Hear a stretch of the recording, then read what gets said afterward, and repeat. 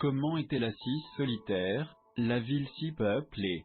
Celle qui était grande d'entre les nations est semblable à une veuve, la princesse des provinces est devenue tributaire. Elle pleure durant la nuit, et les larmes couvrent ses joues. De tous ceux qu'elle aimait aucun ne la console, tous ses amis ont agi perfidement contre elle, ils sont devenus ses ennemis. Judas est exilé devant l'affliction et la grandeur de sa servitude, il demeure au milieu des nations, et il n'y trouve point de repos, tous ses persécuteurs l'ont saisi dans l'angoisse. Les chemins de Sion sont dans le deuil, car personne ne vient plus aux fêtes solennelles, toutes ses portes sont désertes, ses sacrificateurs gémissent, ses vierges sont désolées, et elle est remplie d'amertume. Ses adversaires ont le dessus, ses ennemis prospèrent, car l'Éternel l'a affligée, à cause de la multitude de ses forfaits, ses petits-enfants ont marché captifs devant l'ennemi, et la fille de Sion a perdu toute sa splendeur, ses chefs sont devenus comme des cerfs qui ne trouvent point de pâture, et ils s'en vont, privés de force, devant celui qui les chasse. Au jour de son affliction et de son exil, Jérusalem s'est souvenue de toutes les choses désirables qu'elle possédait depuis les jours anciens. Quand son peuple est tombé par la main de l'ennemi et que personne n'est venu à son aide, ses adversaires l'ont vu et se sont moqués de ses sabbats. Jérusalem a grièvement péché, c'est pourquoi elle est devenue un objet de dégoût. Tous ceux qui l'honoraient la méprisent, parce qu'ils ont vu sa nudité, elle-même gémit et détourne la tête. Sa souillure était dans les pans de sa robe, et elle ne s'est pas souvenue de sa faim. Elle a été prodigieusement abaissée, elle n'a point de consolateur. Regarde, ô accent circonflexe éternel mon affliction, car l'ennemi triomphe. L'adversaire a étendu la main sur tout ce qu'elle avait de plus désirable, car elle a vu entrer dans son sanctuaire les nations, au sujet desquelles tu avais donné cet ordre, elles n'entreront point dans ton assemblée. Tout son peuple gémit, ils cherchent du pain, ils ont donné ce qu'ils avaient de plus précieux pour de la nourriture, afin de ranimer leur vie. Vois, ô accent circonflexe éternel, et regarde combien je suis méprisé. N'êtes-vous pas touché, vous tous qui passez par le chemin? Regardez et voyez s'il est une douleur pareille à la douleur dont j'ai été frappé, moi que l'Éternel afflige au jour de l'ardeur de sa colère. D'en haut, il a envoyé dans mes os un feu qui s'en est rendu maître, il a tendu un filet sous mes pieds, et m'a fait tomber en arrière. Il m'a mise dans la désolation, dans une langueur de tous les jours. Le joug de mes iniquités est lié par sa main. Elles sont entrelacées et pèsent sur mon cou, il a fait fléchir ma force, le Seigneur m'a livré à des mains auxquelles je ne puis résister. Le Seigneur a renversé au milieu de moi tous les hommes vaillants, il a convoqué contre moi une assemblée, pour mettre en pièces mes jeunes gens d'élite. Le Seigneur a foulé au pressoir la Vierge, fille de Juda. C'est pour cela que je pleure, et que mon œil se fond en eau, car le consolateur qui ranimait mon âme s'est éloigné de moi, mes enfants sont dans la désolation, parce que l'ennemi a été le plus fort. Sion est en ses mains, et personne ne la console, l'Éternel a ordonné aux ennemis de Jacob de l'entourer de toutes parts. Jérusalem est devenue parmi eux comme un objet d'horreur. L'Éternel est juste, car j'ai été rebelle à sa parole. Peuple, écoutez tout, je vous prie, et regardez ma douleur. Mes vierges et mes jeunes gens sont allés en captivité. J'ai appelé mes amis, mais ils m'ont trompé. Mes sacrificateurs et mes anciens ont expiré dans la ville, lorsqu'ils cherchaient de la nourriture pour ranimer leur vie. Regarde, ô accent circonflexe éternel, car je suis dans la détresse, mes entrailles bouillonnent, mon cœur est bouleversé au-dedans de moi, car j'ai été fort rebelle. Au dehors, l'épée fait ses ravages, au dedans, c'est la mort. Ils m'entendent gémir, et personne ne me console. Tous mes ennemis ont appris mon malheur, ils se réjouissent de ce que tu l'as fait. Tu feras venir le jour que tu as annoncé, et ils seront semblables à moi. Que toute leur malice vienne devant toi, et traite-les comme tu m'as traité, à cause de toutes mes transgressions, car mes gémissements sont en grand nombre, et mon cœur est languissant.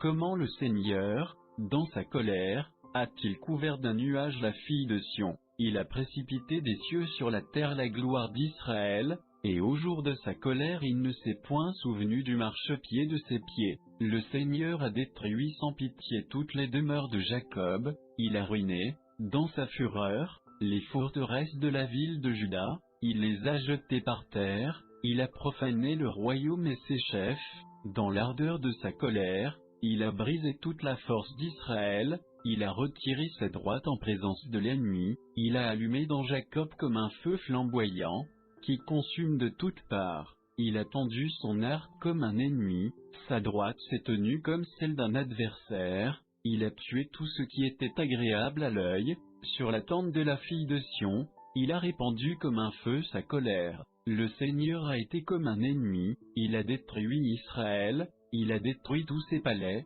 il a ruiné toutes ses forteresses, il a multiplié chez la fille de Juda les gémissements et les plaintes. Il a ravagé son enclos comme un jardin, il a détruit le lieu de son assemblée. L'Éternel a fait oublier, dans Sion, la fête solennelle et le sabbat, et dans l'indignation de sa colère, il a rejeté le roi et le sacrificateur. Le Seigneur a dédaigné son autel, il a répudié son sanctuaire, il a livré aux mains de l'ennemi les murailles de ses palais, ils ont jeté leurs cris dans la maison de l'Éternel, comme en un jour de fête. L'Éternel avait résolu de détruire la muraille de la fille de Sion, il a tendu le cordeau, et n'a point retiré sa main pour cesser de détruire, il a mis dans le deuil le rempart et la muraille, l'un et l'autre languissent attristés, ses portes sont enfoncées en terre, il en a détruit et brisé les barres, son roi et ses chefs sont parmi les nations, la loi n'est plus, ses prophètes même ne reçoivent aucune vision de l'Éternel. Les anciens de la fille de Sion sont assis à terre et se taisent, ils mettent de la poussière sur leurs têtes, ils se sont ceints de sacs, les vierges de Jérusalem laissent retomber leurs têtes vers la terre. Mes yeux se consument dans les larmes, mes entrailles bouillonnent, et mon foie se répand sur la terre, à cause de la plaie de la fille de mon peuple, parce que les petits enfants et ceux qui sont à la mamelle défaillent dans les places de la ville. Ils disaient à leur mère, où est le froment et le vin lorsqu'ils défaillaient comme des blessés à mort dans les places de la ville, et rendaient l'âme sur le sein de leur mère. Quel témoignage présenterai-je? À quoi te comparerai-je, fille de Jérusalem, et à qui t'égalerai-je, pour te consoler, vierge, fille de Sion, car ta plaie est grande comme la mer, qui est-ce qui te guérira? Tes prophètes ont eu pour toi des visions mensongères et vaines, ils ne t'ont point découvert ton iniquité, pour détourner ta captivité, mais ils ont eu pour toi des oracles de mensonges et d'égarements. Tous les passants battent des mains à ton sujet, ils sifflent, ils brandent la tête, contre la fille de Jérusalem. Est-ce là, disent-ils, la ville qu'on appelait la parfaite en beauté, la joie de toute la terre? Tous tes ennemis ouvrent la bouche contre toi, ils sifflent et grincent des dents, ils disent, nous avons engloutis. Oui, c'est ici le jour que nous attendions, nous y sommes parvenus, nous le voyons. L'Éternel a fait ce qu'il avait résolu, il a accompli la parole qu'il avait dès longtemps arrêtée, il a détruit, il n'a point épargné, il a réjoui l'ennemi à ton sujet, et il a relevé la force de tes adversaires. Leur cœur crie vers le Seigneur, muraille de la fille de Sion verse des larmes, comme un torrent, jour et nuit, ne te donne pas de relâche, et que la prunelle de tes yeux ne se repose point. Lève-toi et crie de nuit, dès le commencement des veilles de la nuit, répands ton cœur comme de l'eau, en la présence du Seigneur. Lève tes mains vers lui, pour la vie de tes petits-enfants, qui meurent de faim au coin de toutes les rues. Regarde, ô accent circonflexe éternel, et considère qui tu as ainsi traité. Fallait-il que les femmes dévorassent leurs fruits, les petits-enfants, objets de leurs caresses?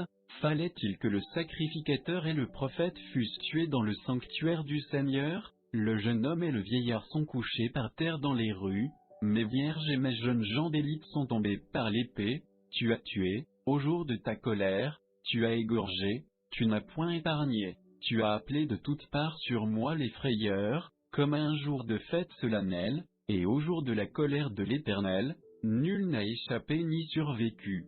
Ceux que j'avais caressés et élevés, mon ennemi les a consumés. Je suis l'homme qui ait vu l'affliction sous la verge de sa fureur. Il m'a conduit et fait marcher dans les ténèbres, et non dans la lumière. Contre moi seul il tourne et retourne sa main tout le jour. il a fait vieillir ma chair et ma peau, il a brisé mes os, il a bâti contre moi, et m'a environné d'amertume et de peine, il m'a fait habiter dans des lieux ténébreux, comme ceux qui sont morts dès longtemps, il a élevé autour de moi un mur, afin que je ne sorte point, il a appesanti mes fers, même quand je crie et que j'appelle du secours, il repousse ma prière, il a fermé mes chemins avec des pierres de taille, il a ruiné mes sentiers, il a été pour moi un ours en embuscade, un lion dans les lieux cachés, il a détourné mes chemins, il m'a déchiré, et il m'a mis dans la désolation, il a tendu son arc, et m'a placé comme un but pour la flèche, il a fait entrer dans mes reins les flèches de son carquois, je suis la risée de tout mon peuple, et leurs chansons tout le jour, il m'a rassasié d'amertume, il m'a enivré d'absinthe, il m'a brisé les dents avec du gravier, il m'a couvert de cendres, tu as éloigné la paix de mon âme, j'ai oublié le bonheur, et j'ai dit, ma force est perdue, et l'espérance que j'avais en l'Éternel. Souviens-toi de mon affliction et de ma misère, ce n'est qu'absinthe et que poison, mon âme s'en souvient sans cesse, et elle est abattue au-dedans de moi. Voici ce que je veux rappeler à mon cœur, et c'est pourquoi j'aurai de l'espérance.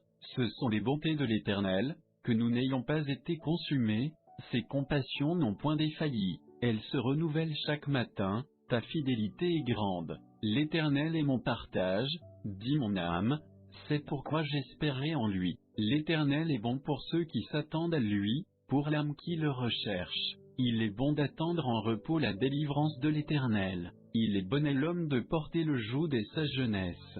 Il sera assis solitaire et silencieux, parce que Dieu le lui impose. Il mettra sa bouche dans la poussière, en disant, peut-être y a-t-il quelque espérance. Il tendra la joue à celui qui le frappe, il sera rassasié d'opprobre, car le Seigneur ne rejette pas à toujours, mais s'il afflige, il a aussi compassion, selon la grandeur de sa miséricorde, car ce n'est pas volontiers qu'il afflige et contriste les fils des hommes, quand on foule sous les pieds tous les prisonniers du pays, quand on pervertit le droit de quelqu'un en la présence du Très-Haut, quand on fait tort à quelqu'un dans sa cause, le Seigneur ne le voit-il pas? Qui est-ce qui dit qu'une chose est arrivée, sans que le Seigneur l'ait commandé? Les maux et les biens ne procèdent-ils pas de la volonté du Très-Haut? Pourquoi l'homme vivant se plaindrait-il que chacun se plaigne de ses péchés? Recherchons nos voies, et les sondons, et retournons à l'Éternel. Élevons nos cœurs avec nos mains vers Dieu qui est au ciel. Nous avons péché, nous avons été rebelles, et toi, tu n'as point pardonné. Tu t'es enveloppé dans ta colère, et tu nous as poursuivis, tu as tué, tu n'as point épargné, tu t'es enveloppé d'un nuage, afin que notre requête ne te parvienne point, tu as fait de nous, au milieu des peuples, des balayures et un objet de mépris, tous nos ennemis ouvrent la bouche contre nous, la frayeur et la fosse ont été pour nous, avec la destruction et la ruine, mon œil se fond en ruisseau d'eau, à cause de la ruine de la fille de mon peuple, mon œil pleure et ne cesse point, parce qu'il n'y a point de relâche, jusqu'à ce que l'Éternel regarde et qu'il voie des cieux. Mon œil afflige mon âme, à cause de toutes les filles de ma ville. Ceux qui sont mes ennemis sans cause, m'ont donné la chasse comme à un oiseau. Ils ont voulu anéantir ma vie dans une fosse, ils ont jeté des pierres sur moi. Les eaux montèrent par-dessus ma tête, je disais, c'en est fait de moi. J'ai invoqué ton nom, ô accent circonflexe éternel du fond de la fosse. Tu as entendu ma voix, ne cache point ton oreille à mes soupirs, à mes cris. Au jour où je t'ai invoqué, tu t'es approché, tu as dit, ne crains rien. Seigneur, tu as plaidé la cause de mon âme, tu as racheté ma vie, tu as vu, Éternel, le tort qu'on me fait, fais-moi justice. Tu as vu toute leur vengeance, tout leur complot contre moi. Tu as entendu, ô accent circonflexe éternel, leurs outrages et tout leur complot contre moi, les discours de ceux qui s'élèvent contre moi, et les desseins qu'ils forment contre moi tout le jour. Regarde, quand ils s'asseyent ou quand ils se lèvent, je suis le sujet de leurs chansons. Tu leur rendras leur récompense, ô accent circonflexe éternel selon l'œuvre de leurs mains. Tu leur donneras l'aveuglement du cœur, ta malédiction sera pour eux. Tu les poursuivras dans ta colère, tu les extermineras, ô accent circonflexe éternel de dessous les cieux. Comment l'or s'est-il obscurci, et l'or fin s'est-il altéré? Comment les pierres du sanctuaire sont-elles semées au coin de toutes les rues? Comment les enfants chéris de Sion, estimés à l'égal de l'or pur, sont-ils réputés comme des vases de terre, ouvrage de la main d'un potier? Les chacals même tendent la mamelle, et allaitent leurs petits, mais la fille de mon peuple est devenue cruelle comme les autruches du désert. La langue du nourrisson s'attache à son palais par la soif. Les petits enfants demandent du pain, et personne ne leur en distribue. Ceux qui mangeaient des viandes délicates périssent dans les rues, et ceux qui étaient nourris sur l'écarlate embrassent le fumier. Et la peine de l'iniquité de la fille de mon peuple est plus grande que celle du péché de Sodome qui fut renversé, comme en un moment, sans qu'aucune main d'homme fût venue sur elle. Ces princes étaient plus éclatants que la neige, plus blancs que le lait, leur teint était plus vermeil que le corail, leur beauté était celle du saphir, leur visage est plus sombre que la noirceur même, on ne les reconnaît plus dans les rues, leur peau est attachée à leurs os, elle est devenue sèche comme le bois. Ceux qui périssent par l'épée sont plus heureux que ceux qui périssent par la famine, car ceux-ci sont consumés peu à peu, exténués par le défaut du produit des champs. De tendres femmes ont, de leurs mains, fait cuire leurs enfants, et ils leur ont servi de nourriture. Dans la ruine de la fille de mon peuple, l'Éternel a épuisé sa fureur, il a répandu l'ardeur de sa colère, il a allumé dans Sion un feu qui a dévoré ses fondements. Les rois de la terre, ni aucun des habitants du monde, n'aurait cru que l'adversaire, que l'ennemi entrerait dans les portes de Jérusalem. C'est à cause des péchés de ses prophètes, et des iniquités de ses sacrificateurs, qui ont répandu au milieu d'elle le sang des justes. Ils erraient comme des aveugles par les rues, souillés de sang, au point qu'on ne pouvait toucher leurs vêtements. On leur criait, « Retirez-vous, souillez, retirez-vous, retirez-vous, ne nous touchez pas. » Ils sont en fuite, ils errent çà et là. On dit parmi les nations, ils n'auront plus leur demeure. La face de l'Éternel les a dispersés, ils ne les regardent plus, ils n'ont pas eu de respect pour les sacrificateurs, ni de pitié pour les vieillards. Et pour nous, nos yeux se sont consumés jusqu'ici après un vain secours. Du haut de nos tours, nous avons regardé vers une nation qui ne pouvait nous délivrer. Ils épiaient nos pas, afin de nous empêcher de marcher dans nos places. Notre fin est proche, nos jours sont accomplis, notre fin est venue. Nos persécuteurs étaient plus légers que les aigles des cieux, ils nous ont poursuivis sur les montagnes, ils nous ont dressé des embûches dans le désert. Celui qui nous faisait respirer, loin de l'Éternel, a été pris dans leur fosse, lui de qui nous disions, nous vivrons sous son ombre parmi les nations. Réjouis-toi, et sois dans l'allégresse, fille d'Édom, qui demeure dans le pays du. La coupe passera aussi vers toi, tu en seras enivré, et tu seras mise à nu. Fille de Sion, la peine de ton iniquité est finie, le Seigneur ne t'emmènera plus en captivité. Fille d'Édom, il visitera ton iniquité, il mettra tes péchés à découvert. Souviens-toi, ô accent circonflexe éternel, de ce qui nous est arrivé. Regarde et vois notre opprobre. Notre héritage a passé à des étrangers, nos maisons à des inconnus. Nous sommes devenus des orphelins sans père, et nos mères sont comme des veuves. Nous buvons notre eau à prix d'argent, c'est contre paiement que nous vient notre bois. Le joug sur le cou, nous souffrons la persécution, nous sommes épuisés, nous n'avons point de repos. Nous avons tendu la main vers l'Égypte et vers la Syrie, pour nous rassasier de pain. Nos pères ont péché, ils ne sont plus, et nous portons la peine de leur iniquité. Des esclaves dominent sur nous, et personne ne nous délivre de leurs mains. Nous cherchons notre pain au péril de notre vie, à cause de l'épée du désert. Notre peau est brûlée comme un four, par l'ardeur véhémente de la faim. Ils ont déshonoré les femmes dans Sion, et les vierges dans les villes de Juda. Des chefs ont été pendus par leurs mains, la personne des anciens n'a point été respectée. Les jeunes gens ont porté la meule, et les enfants ont chancelé sous le bois. Les vieillards ne se trouvent plus aux portes, les jeunes gens ont abandonné leur lyre. La joie de notre cœur a cessé, nos danses sont changées en deuil. La couronne de notre tête est tombée. Malheur à nous parce que nous avons péché. C'est pour cela que notre cœur est malade, c'est pour ces choses que nos yeux sont obscurcis.